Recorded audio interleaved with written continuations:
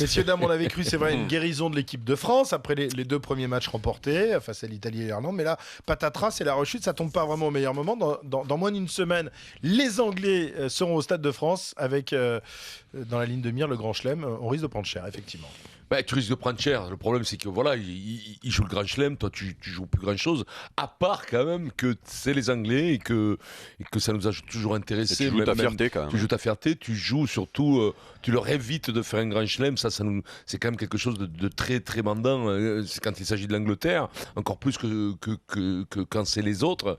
Mais après, nous, on va s'intéresser à nous. Nous, c'est vrai que c'est difficile, quoi. C'est difficile parce que tu aperçois que même sur tes points forts, ce que tu pensais être tes points forts, c'est-à-dire la conquête, la mêlée, tu te fais secouer en touche, tu te fais secouer en mêlée fermée. La mêlée fermée, c'est quand même quelque chose qui est culturel chez nous. Ils ont redemandé des mêlées, les Écossais, ça m'a fait mal au cœur. L'Écosse était tenue tout le temps pour une équipe qui jouait énormément. Je me rappelle des Jeffrey, des Sol, dans les années 86, le pilier Sol qui était le capitaine de cette équipe. Il avait un bandeau large de 18 cm sur les oreilles. Il avait une tête avec les cheveux longs. C'était un mec hyper dynamique, pas très gaillard. Qui faisait 105 kilos, un pied gauche, mais de feu.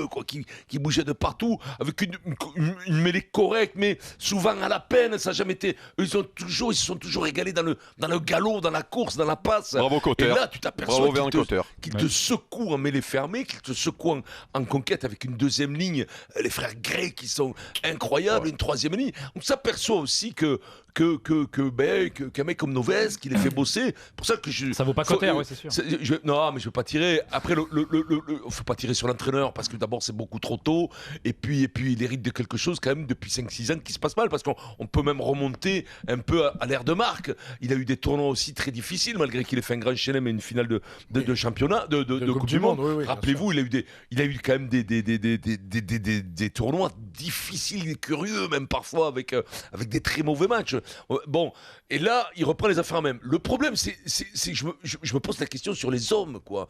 C'est-à-dire tu sais plus Est-ce comment. qu'il y a encore du talent en France? Mais c'est ça la vraie question. Arrêtons de parler du coach. Est-ce qu'il y a du talent? Parce que devant des gars comme Slimani, tout ça, qui parfois te font un bon match et parfois se font mettre à mal en mêlée fermée. Guirado qui te fait un match bien contre les Gallois, le manque d'irrégularité, qui après est à la peine parce que tordu en mêlée fermée, on l'a vu tomber à un moment donné, pris aux côtes par le pied droit en face, mal, mise à mal, homme par homme, on s'aperçoit que la deuxième ligne de chez eux elle est meilleure, la première ligne elle est meilleure, leur charnière elle est meilleure, l'arrière est meilleur, l'ailier est meilleur, homme à homme, les mecs sont meilleurs. Donc je pense que sincèrement, moi je ne tirerai pas sur le staff technique. Je me dis qu'on est dans la mouise, on est vraiment dans la mouise. C'est fou parce que crois-moi, ça va être chaud. Écoute, ça va être chaud.